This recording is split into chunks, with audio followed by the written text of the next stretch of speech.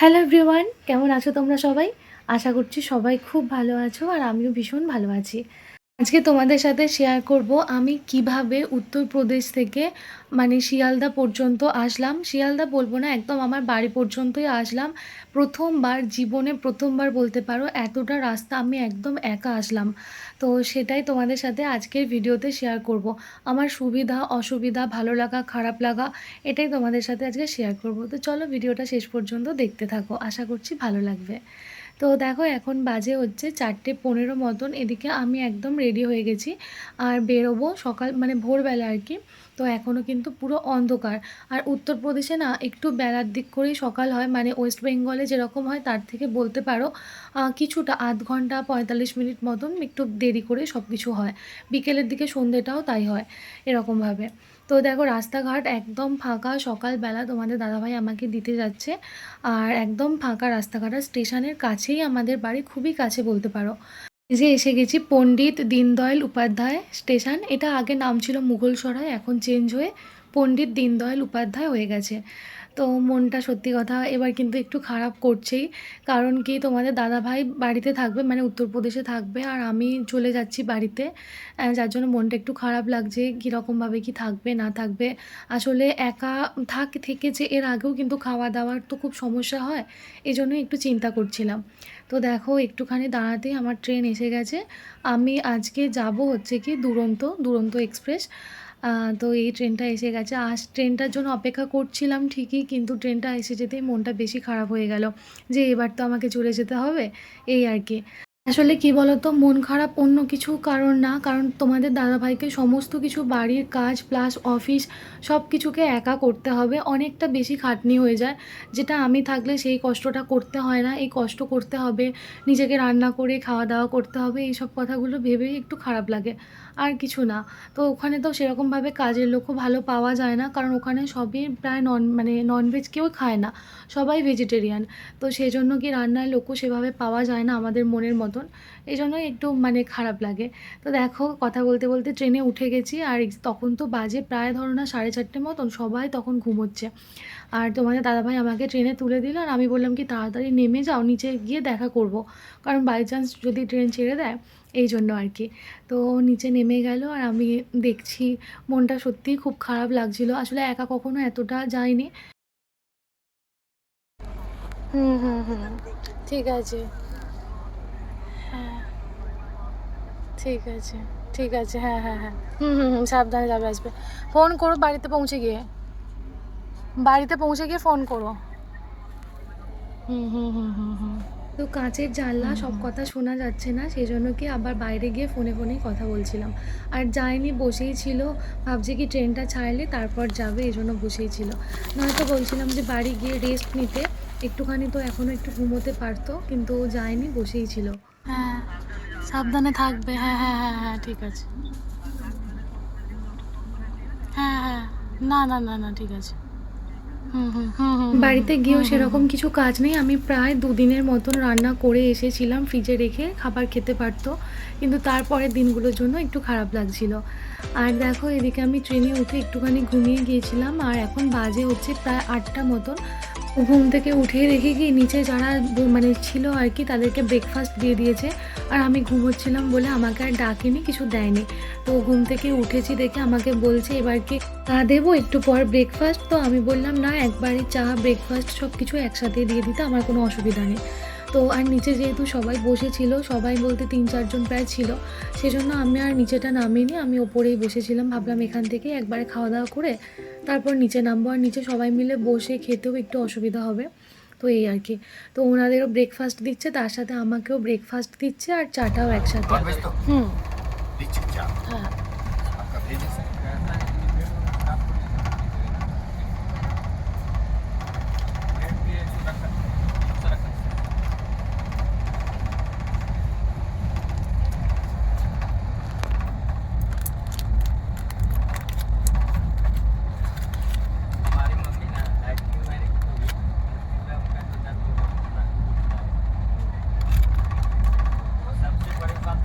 খাবারটা একদম শিবালিকেও সেম টাইপের খাবার দিয়েছিল, এখানে একটা অমলেট ছিল, সাথে একটুখানি সবজি বলতে আজকে দিয়েছে একটু আলু আর একটু কড়াইশুঁটি।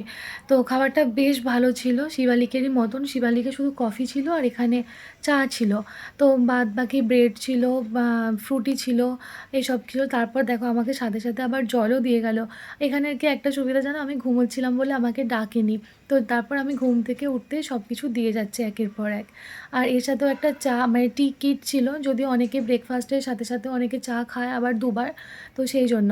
তো আমি যেহেতু একবারে চা আর ব্রেকফাস্ট একসাথে করছি, তো আমার দুবার খাওয়ার প্রয়োজন হয়নি, একবারই হয়ে গেছে।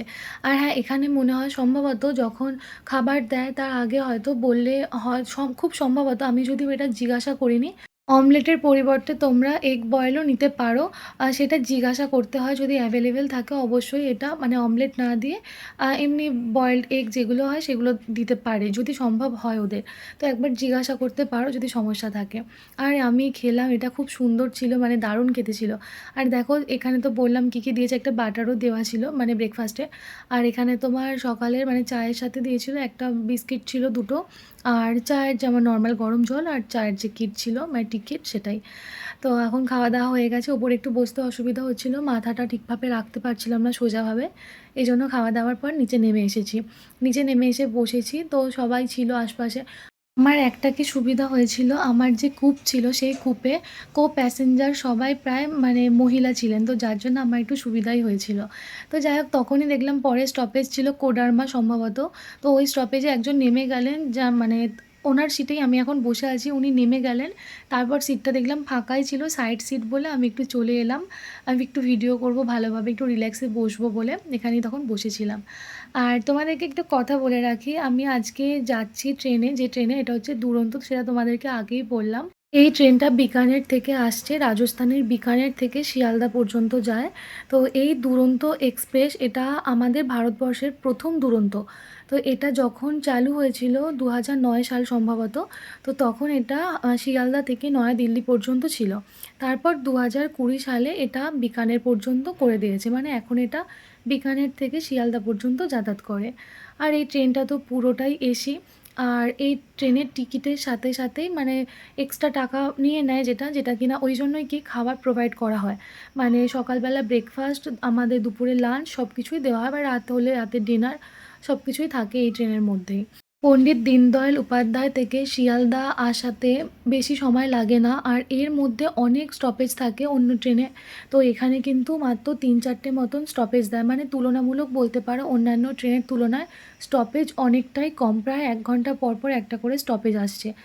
আর রাজধানীর থেকেও, মানে রাজধানী ট্রেনে যতটা সময় লাগে তার থেকেও কিন্তু দুরন্ত এক্সপ্রেসে অনেক কম সময়ে শিয়ালদা কিন্তু পৌঁছে যায়। তো এটা একটা ভালো সুবিধা ছিল। আমিও প্রায় পণ্ডিত দীনদয়াল উপাধ্যায় থেকে শিয়ালদা পর্যন্ত প্রায় 7 ঘন্টার মধ্যে পৌঁছে গেছি। আর দেখো আমি যে তোমাদেরকে বলছিলাম, এটা হচ্ছে ধানবাদ স্টেশন। ধানবাদ স্টেশন ছাড়লো এরপরই হচ্ছে শিয়ালদা স্টেশন।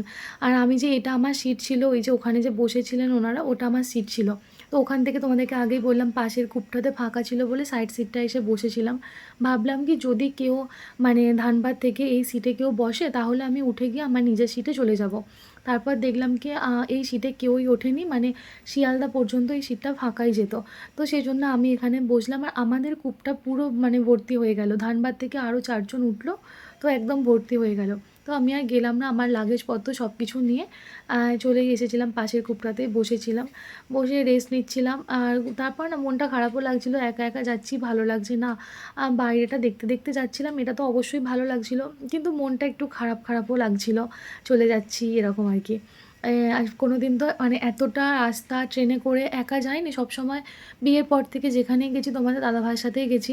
আর বিয়ের আগে তো মা-বাবার সাথে যেতাম, কিন্তু এতটা রাস্তা একা এভাবে কখনো যাইনি। যদিও কোনো রকম অসুবিধা হয়নি, আর ট্রেনটা ভীষণ ভালো ছিল। তো বারবার ক্লিন করছিল। সব মানুষগুলোই যেন মনে হচ্ছে বাঙালি ছিল, তো কথা বলছিল বাংলাতে, সেজন্য আরও যেন একটা ভরসা পাচ্ছিলাম যে না, বাঙালি মানে কাছের মানুষ একটা মনে হয়। এটা সত্যি কথা, বাইরে গিয়ে যখন কোনো মানে বাংলা কথা শুনি না, খুব আপন মনে হয়, সেটা যেখানেরই হয়, মানে ওয়েস্ট বেঙ্গলের যে প্রান্তেরই মানুষ হোক না কেন, খুব কাছের লাগে, খুব আপন লাগে। তো একটু ঘুমিয়ে গিয়েছিলাম। তো সেজন্য আমাকে তখনও মানে লাঞ্চ দেয়নি। ঘুম থেকে ওঠার পর আমাকে লাঞ্চ দিয়ে গেল। তো লাঞ্চ আমি তখনও বললাম ননভেজই খাবো। ননভেজই দিয়েছিল আমাকে। রুটি দিয়েছিল এর সাথে। আমি রুটিটা চেঞ্জ করিয়ে ভাতই নিলাম, যে দুটোই মানে রাইস দেওয়ার জন্য বললাম। তো আমাকে দিয়েছে। এটা সুবিধা অসুবিধা, তোমাদের যদি মানে ট্রাভেল করো, সুবিধা অসুবিধা সব কিছু ওনাদের সাথে কথা বলবে। মানে ভেজ, ননভেজ, ভাত, রুটি নানা রকম সমস্যা থাকতে পারে। কথা বলে দেখতে পারো। অবশ্যই সমাধান করার চেষ্টা করবেন ওনারা। তো এখানে দিয়েছে দেখো, এটা চিকেন ছিল। তারপর হচ্ছে ডাল ছিল, একটা সবজি ছিল, ওই আলু, কড়াইশুঁটি দিয়ে কিছু একটা সবজি ছিল। আর হচ্ছে এত রাইস ছিল বললাম, 2টো রাইস ছিল আমার যেহেতু রুটি নিই নি। আর তার সাথে একটা মিষ্টি দই ছিল। আর হচ্ছে একটা আইসক্রিম ছিল। অনেক বছর আগের কথা বলছি, তখনও ট্রেনে করে বাবা-মার সাথে বেড়াতে যেতাম। অনেক দূরও বেড়াতে গেছি, যেখানে 24 ঘন্টা 36 ঘন্টা ট্রেনের মধ্যে থাকতে হতো। তখন তো লাঞ্চ, ডিনার সব কিছুই তো ট্রেন থেকেই নিতে হতো। তখন বলব খাবার কোয়ালিটি এতটা ভালো ছিল না। এখন কিন্তু খাবার কোয়ালিটি ভীষণ ভালো। তো আগেরবারও যখন আমরা কালকা মেলে করে এলাম, তো তখনও কিন্তু খাবার মানে খাবার কোয়ালিটি ভীষণই ভালো ছিল। তখনও ভেবেছিলাম হয়তো খারাপ হবে না, ভীষণ ভালো ছিল। তো এবারেও দেখলাম খাবার কোয়ালিটি ভীষণ ভালো। মানে আগে আমাদের মধ্যে একটা ধারণা ছিল ট্রেনের খাবার হয়তো খুব একটা ভালো হবে না। এখন দেখছি ট্রেনের খাবার কিন্তু বেশ ভালো। তো আমি ফার্স্ট বুঝতে পারিনি এটা কী ছিল। তারপর একবার জিজ্ঞাসা করলাম যে আমি ননভেজ বলেছিলাম, তো এটা কী বুঝতে পারছি না। তো তখন আমাকে বলছে এটা চিকেন, বোনলেস চিকেন। একদম প্রথমেই বুঝতে পারিনি, তারপর দেখলাম হ্যাঁ ঠিকই বোনলেস চিকেন ছিল, 3 পিস চিকেন ছিল।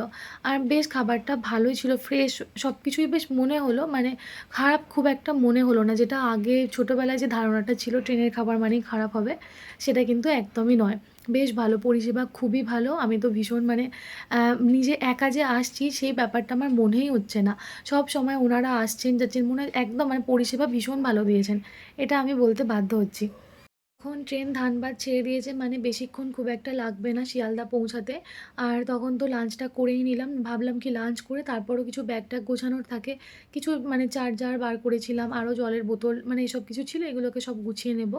যেহেতু একা আছি না, এজন্য একটু কি বলো তো, সব কিছুতে একটু ভয় লাগছে যে কোনো কিছু যদি আমি ভুলে যাই বা ফেলে রেখে চলে যাই, আমাকে বলার মতো বা সেকেন্ড বার দেখার মতন কেউ নেই। তো আমিই সব কিছু মানে আমাকে গুছিয়ে নিয়ে যেতে হবে। এই ব্যাপারটা সবসময় মনের মধ্যে রয়ে গেছে। তো যাই হোক, তো সব কিছুই ঠিকঠাক ছিল, কোনোই অসুবিধা হচ্ছিল না। আর যেহেতু এখানে স্টপেজ খুবই কম ছিল, যার জন্য অন্যান্য লোকজন ওঠারও মানে চান্স খুবই কম ছিল। মানে খুব বেশি লোক উঠছিলও না। তো আমরাই যে কজন যাচ্ছিলাম সে কজনই যাচ্ছিলাম, বেশ ভালো লাগছিল। আর দেখো কথা বলতে নিজেদের এলাকাতে প্রায় চলেই এসেছি বলতে পারো। এখন এসে গেছি আমরা বালিখাল থেকে বালি হল্ট থেকে বালিঘাট এলাম। তো এই স্টপেজগুলোতে কখনো আমি আসিনি। তো এই প্রথমবার ট্রেনে করে আসছি। আর দেখো এখন আমরা যাচ্ছি হচ্ছে কি বালি ব্রিজের উপর দিয়ে। মানে বিবেকানন্দ সেতু যেটা বলে, বিবেকানন্দ সেতুর ওপর দিয়ে আমরা যাচ্ছি, মানে আমাদের ট্রেনটা যাচ্ছে। আর যেই ব্রিজটা তোমরা দেখতে পাচ্ছ, মানে যেটা দিয়ে বাস মানে যায়, ওটা তো বিবেকানন্দ সেতু না, ওটা নিবেদিতা সেতু। পাশাপাশি এই দুটো সেতু, বালি ব্রিজের মানে বালি ব্রিজ বা বিবেকানন্দ সেতু, আর তার পাশেই নিবেদিতা সেতু। আর গঙ্গার উপর দিয়ে যাচ্ছি, আর এই যে মা ভবতারিণীর মন্দির দেখতে পেয়ে ভীষণ ভালো লাগলো। সত্যি মানে আমি প্রথমবার ট্রেনে করে এই রাস্তা দিয়ে যাচ্ছি, খুব ভালো লাগছিল। এর আগে এই রাস্তা দিয়ে বহুবার গেছি, তখন বাইকে করে গেছি, কিন্তু ট্রেনে করে এই প্রথম। আর এই জায়গাটা এত সুন্দর না, মানে বাস যাচ্ছে একদিক দিয়ে, তার পাশ দিয়ে মেট্রো যাচ্ছে, তার পাশ দিয়ে আমরা যাচ্ছি মানে ট্রেন। এটা দক্ষিণেশ্বর স্টেশন এলাম, একদম পরপর সব স্টেশনের মধ্যে দিয়ে যাচ্ছি। যেতে যেতে মেট্রোর সাথেও দেখা হয়ে গেল, সবাইকে দেখতে দেখতে যাচ্ছি, কি ভীষণ ভালো লাগছিল। কিছুক্ষণ পর গিয়ে আবার দেখি কতগুলো লোকালও যাচ্ছে, মানে খুব ভালো লাগছিল, বেশ জার্নিটা সুন্দর ছিল। তবে সত্যি বলতে তোমাদের দাদাভাইকে খুব মিস করছিলাম। ও আমাকে ফোনে ফোনে সব বলছিল, মানে এটা দেখতে পাবে ওটা দেখতে পাবে, কিন্তু মিস করছিলাম, একা যেতে খুব একটা ভালো লাগছিল না। তো যাই হোক, কোনো অসুবিধা হয়নি এখনও পর্যন্ত। তো আমি শিয়ালদা স্টেশনে নেমে গেছি। শিয়ালদা স্টেশনেও বলতে পারো এটা আমি সেকেন্ড টাইম আসলাম। আমি সেরকমভাবে কিছুই জানতাম না। তো ওখানে একজনকে জিজ্ঞাসা করলাম মেট্রোটা কোথায়, তিনি আমাকে দেখিয়ে দিলেন। যদিও আরপিএফকেই জিজ্ঞাসা করেছিলাম। অন্যান্য সাধারণ মানুষকে জিজ্ঞাসা করার থেকে আরপিএফ বা টিটি মানে ওনাদেরকে জিজ্ঞাসা করাটাই বেশি সেফ। তো আমি ওনাদেরকে জিজ্ঞাসা করেছিলাম, ওনারা দেখিয়ে দিয়েছিলেন। শিয়ালদা মেট্রোতেও এর আগে কখনো চাপিনি, কখনো আসা হয়নি এই দিকটাতে আর কি। ওই জন্য মেট্রো স্টেশনটাও তো জানতাম না। তবে কি খুব সুবিধা, খুব মানে কোনো অসুবিধা হওয়ার কথা নয়। আমার মতন তোমরাও যদি কেউ ফার্স্ট টাইম এসে থাকো, তোমাদেরও বলব একদমই অসুবিধা হওয়ার কথা না। সব কিছু লেখা আছে। আর কাউকে একটু জিজ্ঞাসা করে নিলে খুব ভালো হয়। তো এখন তো আমরা এসেছি মেট্রো স্টেশনে। আমাকে টিকিট কাটতে হয়নি। টিকিটের প্রচুর লাইন ছিল। আমার কার্ড ব্যবহার করি, কার্ড ছিল আমার কাছে। আর তাও ভাবছিলাম কিভাবে কি যাবো, ঠিকঠাক যেতে পারবো কিনা, ভুল ট্রেনে যদি উঠে পড়ি, মানে ভুল মেট্রোতে। তারপর দেখলাম সব কিছু লেখা আছে। লেখা পড়ে কোনো অসুবিধা হওয়ার কথাই না। মানে এটা খুব সহজ মনে হলো আমার। যেহেতু সব কিছু লেখা থাকে, খুব মানে স্মার্টলি আসা যায় এইখান দিয়ে। আর দেখো কথা বলতে এখন আমরা চলে এসেছি গঙ্গার একদম নিচ দিয়ে এখন যাচ্ছি। মানে গঙ্গার নিচে এখন আছি। তো এটা অনেকদিন পরে দেখতে পেলাম, মানে গঙ্গার নিচ দিয়ে যাচ্ছি। মানে ব্লু লাইটটা অনেকদিন পরেই দেখতে পেলাম। আসলে কি বলো তো, আমরা প্রতিবার হাওড়া স্টেশনে নামি, আর হাওড়া স্টেশন থেকেই কি বাড়ি চলে, মানে মেট্রো করে বাড়ি যাই, তো এটা পাই না। গঙ্গার নিচ দিয়ে আসার সুযোগটা হয় না। অনেকদিন পরে আসলাম। আর এবারে এটা ছিল শিয়ালদা, যেহেতু দুরন্ত ছিল শিয়ালদা। আসলে অন্যান্য ট্রেনগুলোতে টিকিট কাটা হয়নি, কারণ সেগুলো রাতের ট্রেন ছিল, যার জন্য আমি একা যেহেতু আসবো, রাতের ট্রেনের টিকিট কেটে দেয়নি আমাকে সকালের ট্রেনে দিয়েছিল এই জন্য। আর দেখো তোমাদের সাথে কথা বলতে এখন আমি এসে গেছি হাওড়া ময়দানে। আর এই যে একদম শরৎ সদনের একদম সামনে। তো এরপর বাড়ি যাব এখান থেকে। টোটো আছে, বাস আছে, যা হোক কিছু একটা ধরে বাড়ি যাব। আজকে আমি শ্বশুরবাড়ি যাচ্ছি না, এখন আমি যাব বাপের বাড়ি, যেহেতু এখান থেকে আমার বাপের বাড়িটা কাছে হবে। ও যাই হোক, চলো আজকের ভিডিওটা এখানেই শেষ করছি। দেখা হবে পরের ভিডিওতে। ততক্ষণ পর্যন্ত তোমরা সবাই খুব ভালো থেকো, সুস্থ থেকো আর সাবধানে থেকো।